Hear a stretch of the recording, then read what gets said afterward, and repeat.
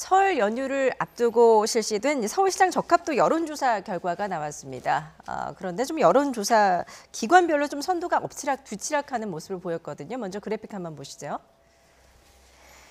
예, 이게 리얼미터가 서울시장 가상대결 결과를 실시한 결과인데 지금 박영선 예비 후보가 지금 양자 다자구도에서 모두 선두를 기록한 모습. 이게 지금 리얼미터 결과가 맞습니까? 엠브레인. 예, 지금 엠브레인 조사인데 리얼미터 조사 결과 보여주시죠.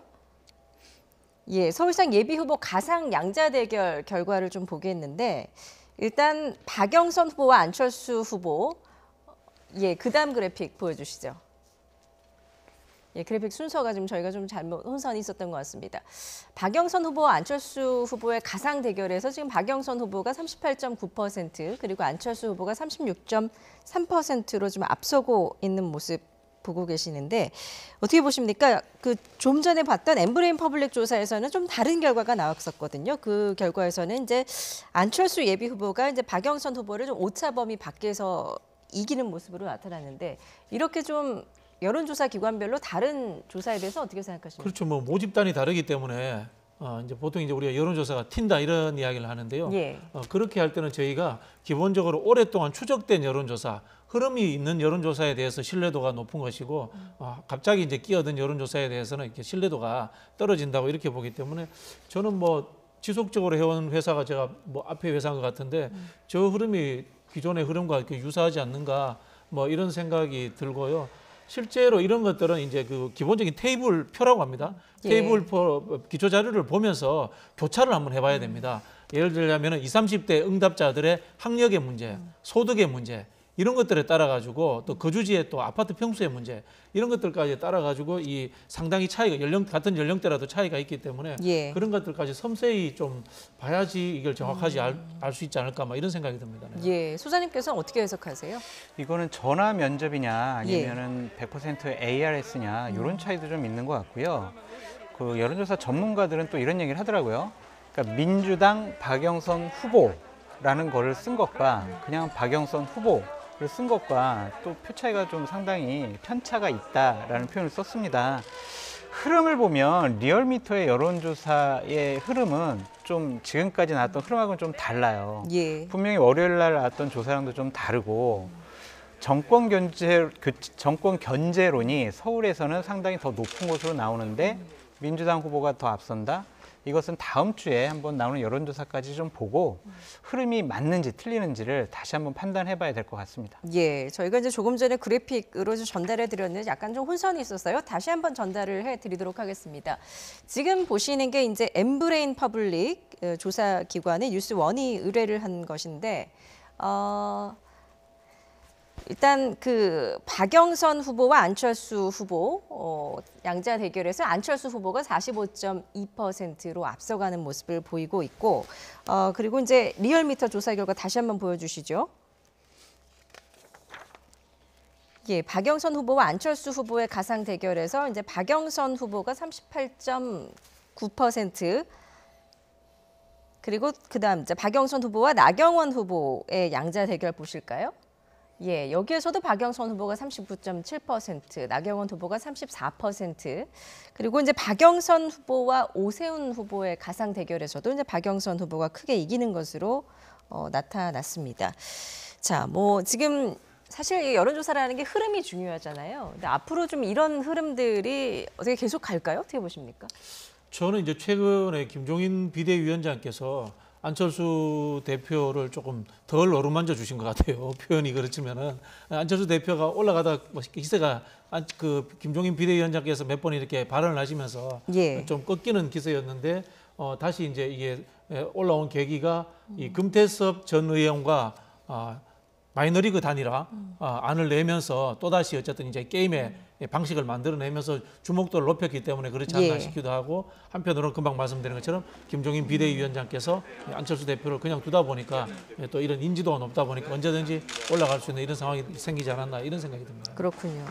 지금 뭐 여야 예비 후보들이 모두 유권자 표심을 잡기 위해서 이제 정책들을 좀 경쟁적으로 내놓고 있는 것 같습니다. 특히 주 5일제 탈피를 외쳤던 이제 박영선 후보 그리고 이제 결혼 출산 시에 1억 원대를 지원하겠다는 나경원 후보가 대표적인데 현실 실성 있는 공약이라고 보십니까? 어떻게 보십니까? 가능성이 있을지 모르겠어요. 예. 특히 4.5일제 같이 박영선 후보가 내세운 거는요. 이것은 노동법도 고쳐야 될 거고 중앙정부 차원에서 해결해야 될 문제도 있습니다. 이거는요 서울시 차원에서 한다고 해서 가능할지 모르겠습니다. 그다음에 이제 나경원 후보가 얘기한 1억 원, 신혼부부들에게 1억 1,700만 원 정도를 주겠다는 건데 9년 동안 이것은요. 전 이것은 좀 가능성이 있다고 봐요. 그러니까 제가 뭐 우파 쪽이라서 그런 것보다는 신혼부부들에게 아이를 낳기 위해서 이렇게 집중적으로 지원하는 것은 서울시의 재정의 대략 100분의 1 정도, 1%를 지원하는 부분이기 때문에 예산을 편성을 좀 조정을 하면 좀 예. 가능하지 않을까라는 생각도 듭니다. 하지만 이제 이런 것들을요 면밀하게 정말 검토해 봐야 돼요. 내가 표를 얻기 위해서 국민의 시민의 환심을 사기 위해서 이런 제안들을 막 던질 수가 있는데 이런 것들이 한번 이제 후보들이 양당에서 결정이 되면 TV 토론을 통해서 현실성이 있느냐라는 부분까지도 시민들이 판단할 수 있는 그러한 계기가 됐으면 좋겠다라는 생각이 듭니다. 예, 지금 여야가 이제 보궐선거에 이렇게 큰 돈이 드는 공약을 연달아 내놓으면서 이게 선심성 공약이 아니냐라 또 뭐 이런 지적들도 있는 것 같습니다. 어떻게 보십니까? 이제 공약이라는 게 말씀하신 것처럼 이제 현실성이 있느냐라는 부분에서 판단하는 부분도 있고요. 예. 어떤 시대적 가치를 담고 있느냐라는 부분에서 판단하는 부분도 저는 같이 존재해야 된다고 생각하는데요. 나경원 후보의 공약 같은 1억 원을 9년 동안 준다는 게 서울시 예산으로 충분한 이야기입니다. 근데 이게 이 가치로 보면요. 서울시에 과연 인구가 모자라 가지고 어린애들 더 낳아야 됩니까? 예. 전국에서 인구가 몰려드는데요. 또 그다음에 한편으로 지금 서울시의 부동산 문제가 심각한 상황인데 계속해서 지속적으로 전국에 있는 신혼부부를 인구를 늘리겠다 이렇게 비판받을 수 있습니다. 이런 측면에서 저는 좀 문제가 된다는 생각이 들고요. 역으로 이제 박영선 후보의 공약 같은 걸 말씀하신 것처럼 마찬가지입니다. 이거는 이제 정부에서 할 일이죠. 서울시에서 할 일이 아닌 건 맞습니다. 네. 그러나 시대적 상황으로 보면은 삶의 질의 향상이라든가 노동의 유연성 문제 이런 부분에서 한번 중앙정부 차원에서 검토해보라는 가치가 있는 겁니다. 예. 그러면은 좋은 공약은 뭔가 하면요. 금방 말씀드린 것처럼 시대적 가치도 담고 있으면서 또 한편으로서 정책 실현 가능성도 있는 두 가지가 이렇게 같이 조화가 이루어져야 되는데 제가 봤을 때는 많은 후보들이 그런 부분에서 좀 미흡한 점이 많다라는 저는 생각을 가지고 있습니다. 예, 특히 이제 나경원 후보의 그 1억 원대 지원 공약, 당내에서 이제 나경영 논란을 부른 데 이어서 박영선 예비 후보와의 설전으로까지 이어졌는데 이 두 사람의 발언 직접 듣고 오겠습니다. 저는 비판받을 수 있다라고 생각합니다. 왜냐하면 결혼 출산이라는 문제는 첫째 기본 가치가요. 행복이라는 것이 들어가야 되는 거라고 생각해요. 그게 원칙이라고 생각합니다. 예를 들면 시에서 돈을 준다고 해서 결혼하고 시에서 돈을 준다고 해서 출산한다고는 생각하지 않습니다. 그런데 그 행복의 가치 개념이 거기서 빠져 있다라고 보고요. 어제 SNS에다가 박영선 후보한테 달나라 시장 되시려고 하는가 이렇게 쓰셨던데 이건 무슨 의미입니까? 행복해야 된다. 맞습니다. 행복해야죠. 예. 근데 거기에 대해서 하우를 제시해 주셔야 되는 거 아닌가요? 그런데 그런 말씀을 안 하시고 행복 운운하시니까 아름다운 레토릭을 말씀하시길래 달나라 시장이신가 했어요. 그런 의미로. 예, 이 두 예비 후보의 신경전이 벌써부터 팽팽합니다. 어떻게 들으셨습니까?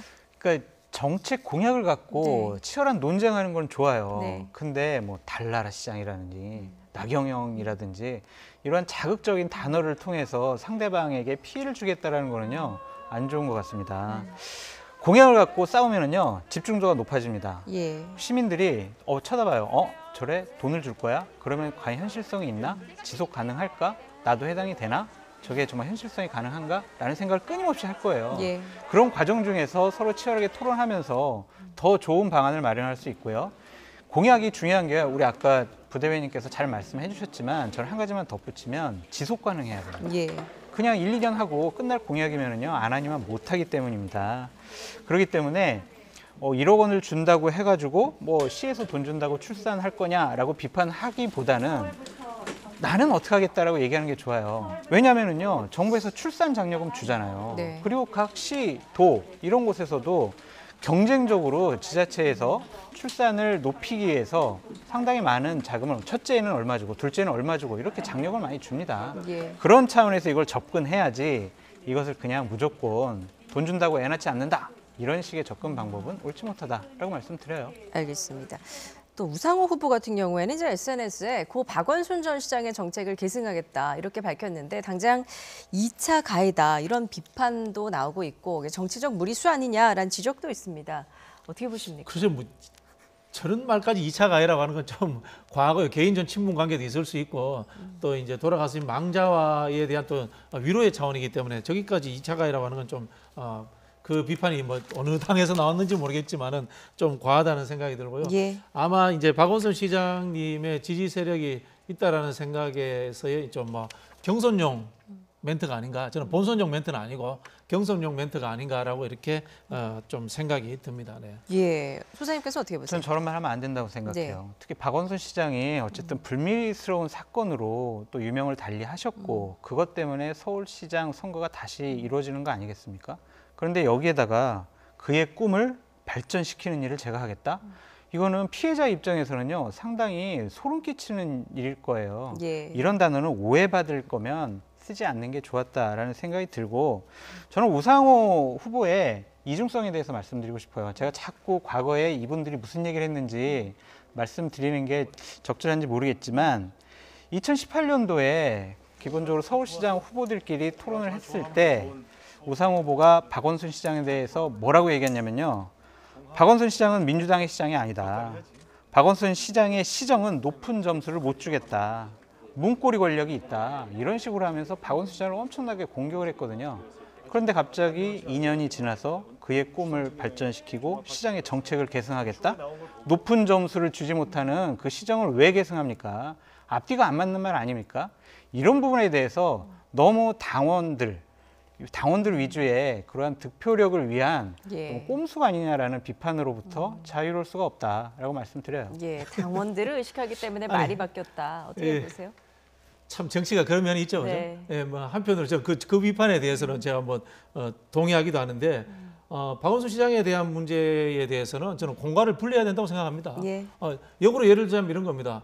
박정희 대통령 시절에 전두환 대통령 시절에 죽음을 당하거나 탄압을 받은 사람들이 있습니다. 그분들이 있는데 존재하고 있는데 우리가 거기에 대해서 공에 대해서는 전혀 이야기하지 않는 게 아니지 않습니까? 예. 그런 부분에서 사적으로 잘못하신 부분이 있더라도 공적인 부분을 개선하겠다 정도는 저는 뭐 충분히 이야기할 수 있는 거다. 그런 생각이 들고요. 글쎄요, 저는 득표 전략에 큰 도움이 되지는 않을 것 같습니다, 솔직히. 그렇군요. 알겠습니다. 그런가 하면 이제 제3지대 단일화를 추진 중인 안철수 대표와 금태섭 전 의원 설 이후에 두 차례 TV 토론을 합의를 했는데 일단 뭐 서로 인지도 또 강점들이 좀 다릅니다. 좀 앞으로 향후 어떻게 좀 마무리가 될까요? 그러니까 저는 이런 진통이 있는 게 이해가 예. 안 돼요. 예. 월등하게 앞서 나가는 게 안철수 후보잖아요. 그러면은 금태섭 후보한테 당신이 원하는 거 내가 다 해줄게. 나한테 다 가져와 봐. 이러는 게 맞지. 예. 지금 체급이 다른데 금태섭 후보랑 뭐 우리가 TV 토론은 몇 차례 할까, 룰 협상은 뭐 할까. 이거는요. 서울시장 후보, 대선 후보가 되겠다는 분의 자세가 저는 아니라고 봐요. 그냥 넉넉하고 폭넓게 그냥 받아들이셨으면 좋았을 것 같다라는 생각이 들고 쓸데없는 갈등에 힘을 소모하지 말으셔라라고 조언해드리고 싶습니다. 그렇군요. 어떻게 동의하십니까? 어떻게 보십니까? 뭐 저도 동의를 네. 하고 이제 안철수 대표는 이제 아까 말씀드린 것처럼 김종인 비대위원장의 비판에 이렇게 거꾸로 가는 상황에서 금태섭 전 의원이라는 불쏘시개를 하나 받은 거예요. 네. 한편으로 덕을 본 거예요. 그런 측면에서 좀 여유 있게 했으면 좋겠다는 생각이 드는데 반대로 아마 제가 봤을 때 금태섭 의원이 토론이나 이런 것에 대해서 자신이 있기 때문에 그것을 활용해서 좀 안철수 대표를 꺾어보겠다라는 좀 과한 욕심을 가지다 보니까 이런 좀 예. 마찰이 생기지 않나 저는 그렇게 해석이 됩니다. 그렇군요. 이제 선거가 얼마 남지 않다 보니까 좀 상호 비방전도 격화하고 있는 것 같습니다. 이현주 의원이 우상호 그 후보에 대해서 과거에 여자 접대부를 불러서 술판을 벌였다 이렇게 공격을 했거든요. 그러니까 이게 김대중 정부 시절에 네. 집권을 하고 광주에 가서 5.18 이제 그 민주화 운동 그 묘지에 가가지고 이제 참배를 하려고 하는 전날에 이렇게 좀 몇몇 저 분들 친한 분들 이렇게 모여서 접대부가 있는 술집에 가서 술을 먹었다 예. 이런 이제 보도가 나왔었잖아요. 우상호 의원도 몇 번이나 이제 잘못했다고 시인을 했는데. 이게 좀 너무 참 제가 말씀드리기도 부적절해요. 어디 가서 이러한 여자를 불러서 술 먹고 이런 것들이 과연 정치권의 경멸함을 국민들에게 표현하는 거 아니겠습니까? 너무 창피합니다. 이런 잘못된 네거티브 물론 받을만 하겠죠. 우상 후보 잘못했으니까. 그렇다고 해서 이거를 또 이런 선거판에 끌어들여가지고 접대부와 술판을 벌인 너는 사퇴해라. 이런 식으로 얘기하는 것 자체가 좀 너무 과한 공격이 아니냐라는 생각이 듭니다. 예. 이혼주 의원은 뭐 이런 비판 받을 여러 가지 소지가 없겠습니까? 그냥 이것보다는 정책 공약 대결했으면 좋겠다라는 생각이 들어요. 예. 상대방 후보에게 당신은 자격 없으니까 사퇴해. 이거는요 후보가 하지 말아야 할 제1원칙입니다. 예. 저는 저기에 약간 맥락이 이해가 되거든요. 부산에서 선거하시는 분이 왜 서울시장 후보를 저격을 했을까? 네. 저는 지금 현재 이 부산의 국민의힘의 경선 과정이 굉장히 좀 진흙탕 싸움이에요. 제가 보기에는 우상호 의원을 저격하면서 성동격서로 부산에서 지금 1등 가고 있는 후보에 대한 사생활 논란을 끄집어내려고 하는 저는 머릿말로 꺼냈다라는 뭐 그런 느낌을 받았습니다. 아, 그렇군요. 알겠습니다. 뭐 지금 이제 선거가 한 50여일 정도 앞으로 다가왔는데 뭐 앞으로 네거티브 공방 앞으로 더 할 것 같습니다. 그런데 말씀하셨듯이 좀 정책 공방이 되었으면 하는 바람이 아닐까 싶습니다.